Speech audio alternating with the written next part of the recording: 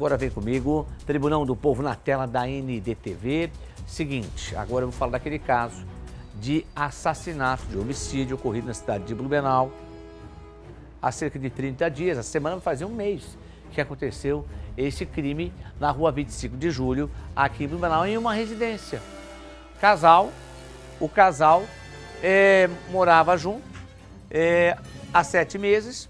Nessa casa em que aconteceu o fato há cerca de uns 15 dias, não é só que era briga constante, agressão constante dele com ela.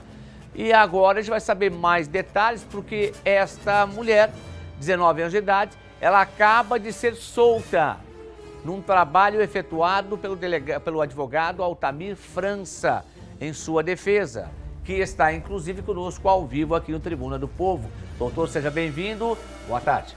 Prazer estar de volta no Tribuna. Alexandre, boa tarde a todos que nos veem em casa. Bom, doutor, conta a história desta mulher que, segundo informações que eu recebi, agiu em legítima defesa e, infelizmente, acabou tirando a vida do companheiro. Alexandre, esse é um daqueles casos, Alexandre, que, infelizmente, desde o início, fica no entendimento da defesa muito clara a legítima defesa. E por pequenos deslizes ocorridos durante o atendimento da ocorrência, isso demorou a ser caracterizado, o que levou ela, infelizmente, a permanecer presa por 3 semanas, até que o Poder Judiciário, por meio de uma decisão, entendesse não o reconhecimento da legítima defesa ainda, mas sim a desnecessidade de mantê-la presa. Então não foi colocado como agiu como legítima defesa, não é assim que a Justiça entendeu, é isso? Alexandre, é muito difícil a caracterização da legítima defesa de plano, muito difícil. São raríssimos casos. Até por uma questão de segurança jurídica, o Estado busca, de maneira concreta essa comprovação. E essa maneira concreta, ela não se dá de plano no primeiro momento. Sim. O que ocorreu no caso desta jovem é que houve uma série de descuidos com a investigação e uma confusão de institutos penais no momento de se analisar a necessidade ou não de manter a prisão dela. Então vamos lá, vamos aos fatos, doutor Altamir França. O senhor disse, uma série de descuidos por parte de quem? Que descuidos foram esses? Alexandre, o contexto fático ali foi o seguinte: após sofrer a agressão e durante essa agressão, a minha cliente, segundo a narrativa dela própria, reagiu àquela agressão. Estava ela, segundo o entendimento da defesa, agindo acobertada por uma excludente de ilicitude, legítima defesa. Sim. Ela pediu socorro para aquele vizinho da farmácia, que deu entrevista aqui, que depois foi ouvido. Esse foi o primeiro erro no entendimento da defesa em relação à investigação. Imagina que nós temos aqui uma testemunha que, apesar de não ter presenciado as agressões em si, ele presenciou o pedido de socorro. E por um descuido de quem conduziu aquela investigação, e aí eu digo, estava lá a Polícia Militar, estava a Polícia Científica, estava a autoridade policial através de um investigador de polícia, e ninguém se atentou à necessidade de ouvir aquela pessoa que viu o pedido de socorro. Ou seja, que, aliás, era testemunha? No entendimento da defesa, uma testemunha presencial. Ela não é ocular, porque ela não viu o golpe, mas ela é presencial ao fato porque ela, segundo narrou a autoridade policial posteriormente, ela foi a pessoa que chamou tanto a Polícia Militar quanto o bombeiro, o serviço de bombeiros, a pedido da minha cliente. Sim, então o vizinho da frente. O golpe foi dado porque nós fomos na casa, inclusive a gente foi na nossa casa fazer a reportagem, talvez o senhor não saiba, mas foi na casa lá fazer a reportagem. Teve o proprietário da casa, nos franqueou o acesso e nós fizemos a reportagem na segunda. O crime aconteceu no sábado, o fim da tarde, início da noite, que eles recém tinham um avião chegando em casa e nós fomos lá fazer a reportagem, portanto, na segunda-feira. E aí, foi nesse dia aí, a gente foi lá, essas são as imagens do dia. E a gente acessou os fundos da casa e nos fundos da casa houve a confusão. Então, logo, o que se entende, olha aí, logo entende-se que Já na frente da casa, nós temos imagens dos fundos da residência. Logo, entende-se que o vizinho não tinha como ver a agressão. Exatamente. Ele não é uma pode testemunha ouvir. ocular, É. mas ele ouviu o quê? Os gritos e, principalmente, o pedido de socorro dela. Ela pediu para Ali, que ó, chamasse... esses são os fundos, essa é a enxada. Exato. Essa enxada já deu o que falar, né? Por quê? Porque este foi o segundo erro cometido naquela noite contra essa acusada.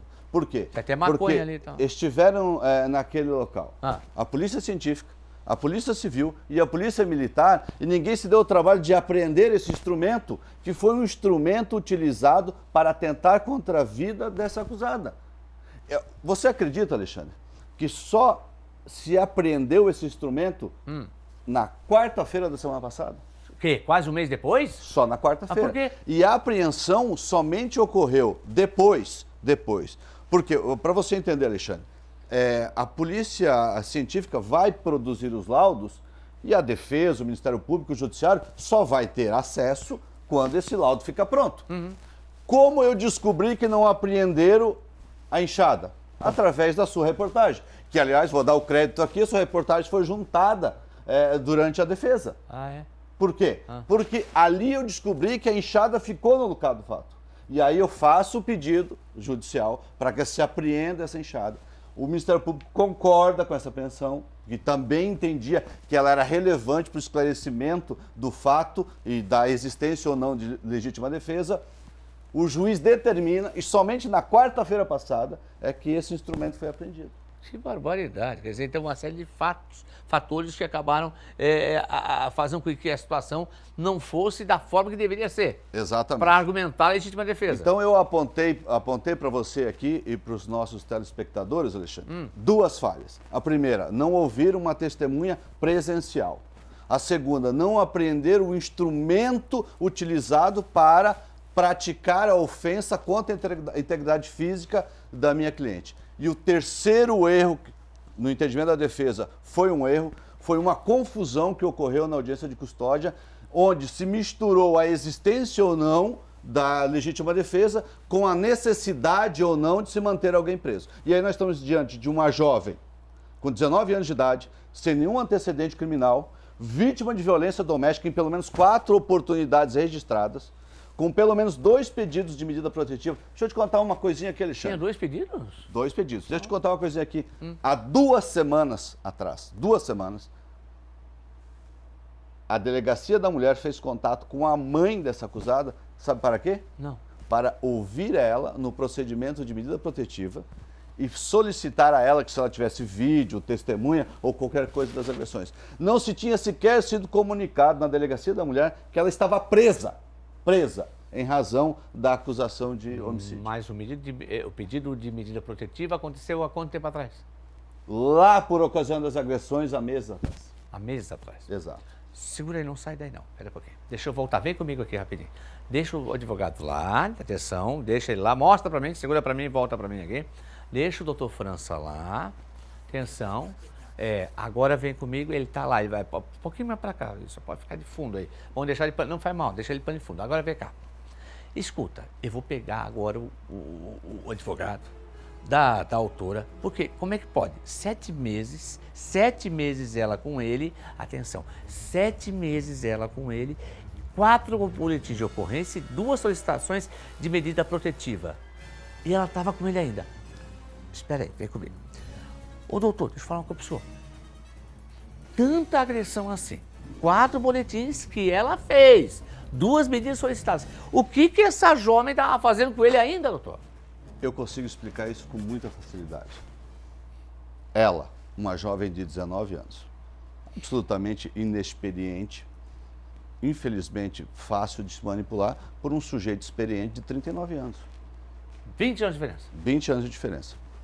E ela cai naquele conto que, infelizmente, a maioria das vítimas de feminicídio caem. Não vai que é mais acreditar que aquilo não voltará a acontecer. Não farei então, mais. isso serve de alerta para a mulher que é vítima de violência. Se o camarada é metido a machão, se ele te trata mal, se ele altera o tom de voz, se ele quebra coisas em casa, se ele diz que vai te matar, faça a medida protetiva e acabe com a relação, não corra o risco de acabar sendo vítima. Nós temos aqui, para quantas vítimas de feminicídio, nós temos uma mulher que tem a oportunidade de se defender.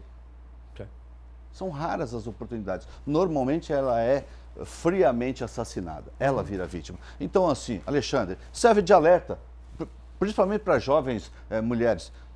Se envolver com um sujeito mais velho do que você e ele não tiver um comportamento condizente que um homem deve ter para com a mulher, se livre dele. Mas esse rapaz, ele tinha alguma situação, tinha um histórico, já tinha passado pela polícia, ele fazia uso de droga, alguma coisa assim? Porque parece que um dos temas da discussão ali era que ele queria vender droga, ser traficante. Essa é a afirmação dela, inclusive tanto no laudo pericial se apreendeu parte de um cigarro de cannabis sativa, de maconha já carbonizado. Na tua reportagem tinha lá restos de maconha e o laudo toxicológico não saiu ainda, infelizmente. Mas nós temos nos antecedentes criminais dele uma prisão no ano passado com drogas, né, balança de precisão, arma. Então era um sujeito que tinha lá um histórico, né? Nessa história dessa situação dela com ele, e foi encontrado, como é que é? Cocaína lá.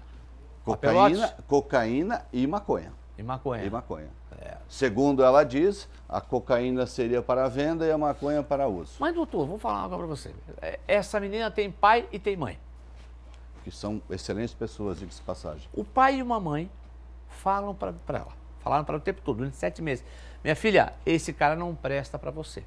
Desde a primeira olhada, já tem, porque a gente é assim, né? O senhor é pai. O senhor é pai. Sim, tem um menino de 23 anos. Então, eu sou avô já. O senhor já é avô já, não? Ainda não. Mas tá chegando lá. O Henrique que não aprecia as coisas. Mas vamos lá. Aí o senhor vai chegar assim, olha, não presta para você. Mas, e aí começou a saber que a filha vinha apanhando. Que o cara tinha envolvimento com história de droga. Não, e o pai e a mãe não tem mais vez, não tem mais voz. É que infelizmente, isso acontece em todos os lares. Pessoas retas, doutor. Acontece em todos os lares, Alexandre. Na maioria das vezes, jovens não acreditam naquilo que o pai e a mãe estão dizendo, porque acham que o pai e a mãe só está pegando no pé. Quando, na verdade, o pai e a mãe têm um senso de proteção e já identificou que aquilo não era uma boa pessoa. Né? Prova disso é o histórico que eles têm. Vamos boletim de ocorrência, Alexandre. Ele disse que ia dar um tiro na cara dela. Então assim, num outro boletim, sabe qual é o relato? Ele agrediu ela com uma faca, riscou ela com uma faca. Ou seja, ia acabar em tragédia. Em algum momento. Era ela? Em algum momento. E nesse dia, com essa enxada aí, ela teria virado vítima de feminicídio com 19 anos. O pai e a mãe dela me falaram o seguinte: nós já estávamos preparados para buscá-la num caixão. De tudo que estava acontecendo, mas ao contrário ali foi ele. Durante um dos atendimentos com a família, eu ouvi do pai dela, ouvi do seu João exatamente essa colocação, infelizmente. Bom, agora eu só pode encerrar esse assunto aqui, ela está em liberdade. Alexandre, na opinião da defesa, foi uma correção feita.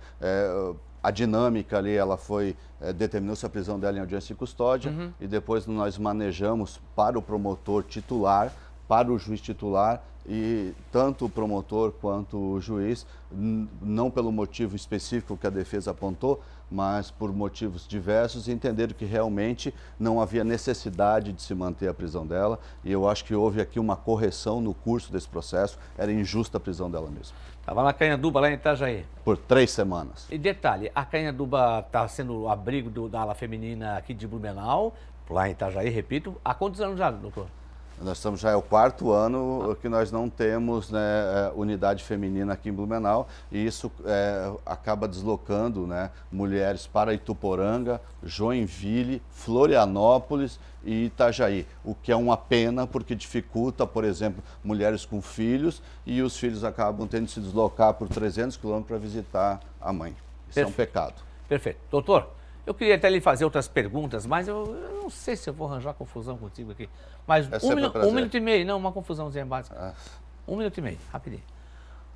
Semana passada, saiu uma condenação de um elemento que em 2016, num acidente de trânsito provocado por ele, para mim é um assassinato, ele acabou pegando na contramão na BR-470 uma família que estava indo ao mercado, não é? Com um casal com a criança no banco de trás. Ele foi, depois de quase 10 anos, julgado e condenado a nada mais, nada menos que 8 anos, né, Johanna? 8 anos de prisão. por 2 vidas. Ou seja, demorou-se mais para julgar do que a pena que ele tomou de 8 anos e 4 meses. Que leis são essas, doutor, que o senhor defende tanto? Na verdade, Alexandre, vamos lá. É extremamente difícil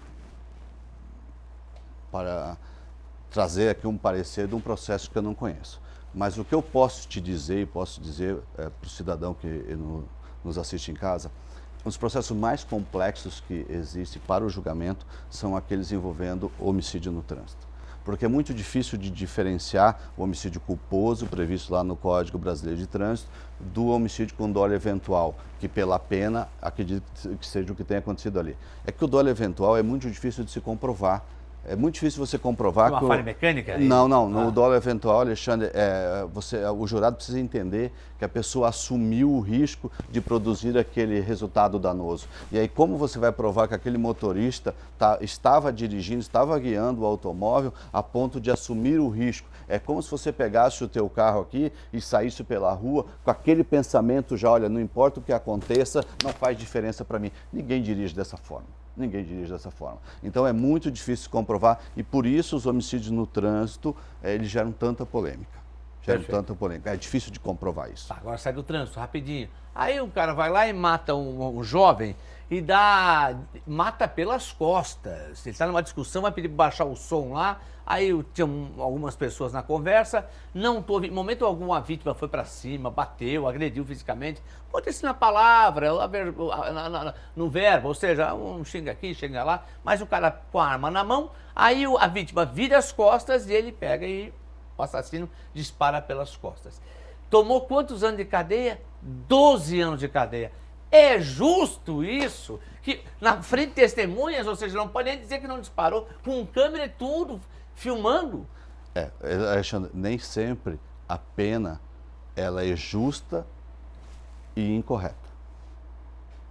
Eu não posso aqui confundir as duas coisas. Uma pena justa é uma coisa, uma pena correta é outra. Tá, mas é justo Não, porque a justiça está muito para os olhos de quem vê também. Né? Vamos lá.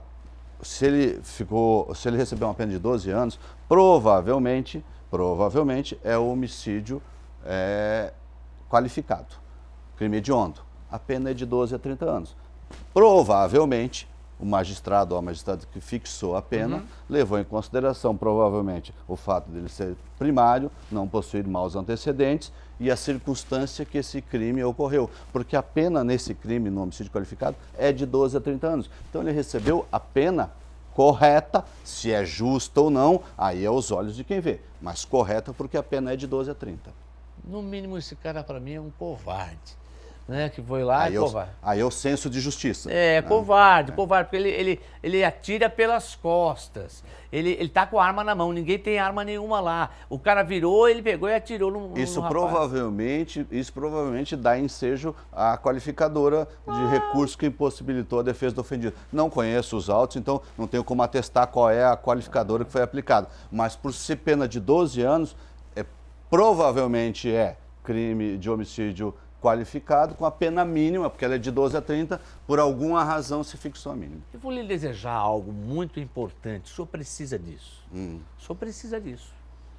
Vou lhe desejar, atenção. Sempre que eu venho aqui, eu tomo um banho de sal depois. Não, né? não, mas é do coração. Vem comigo aqui, olha, presta atenção. Eu queria que o senhor fosse, sabe o quê? Promotor de justiça. E não defensor. Promotor, sim, de acusação. Não. Porque, olha, o senhor é novo ainda. Não, mas isso é vocação. O sujeito, quando ele faz a faculdade de Direito, e é uma das faculdades que mais dá leque, Alexandre, para você exercer 500 profissões. 500 profissões. Só que a defesa, isso o camarada precisa ter, instinto. E eu nasci para fazer isso, Alexandre.